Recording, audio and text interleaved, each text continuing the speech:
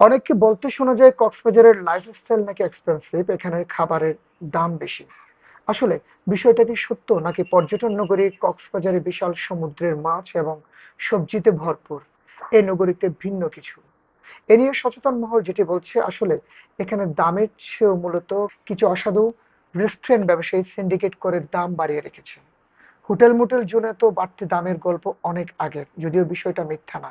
তবে শহরেও পড়েছে এর প্রভাব বেশ কিছুদিন ধরে।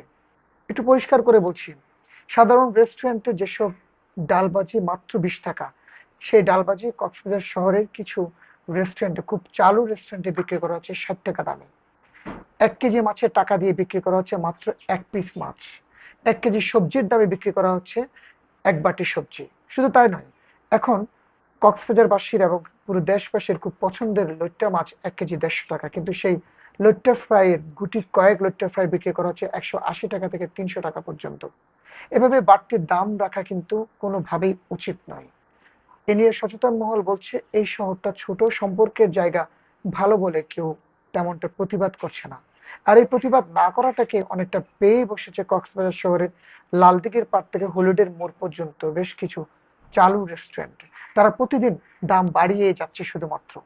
সচেতন মহল যেটি বলছে, এখন এ নিয়ে আওয়াজ করার সময়ের দাবি হয়ে দাঁড়িয়েছে। দ্রব্যমূল্যের এই ঊর্ধ্বগতিতে মানুষের জীবন যেখানে হিমশিম খাচ্ছে, জীবনযাত্রায় অনেক বেগ পেতে হচ্ছে প্রতিনিয়ত, সেই জায়গায় এত বেশি দাম রাখার কোনো অর্থ হয় না। এ নিয়ে সবার আওয়াজ করা দরকার, প্রশাসনেরও এগিয়ে আসা দরকার এই বাড়তি দাম রাখার বিরুদ্ধে। সবাইকে সচেতন হতে হবে এসবের বিরুদ্ধে।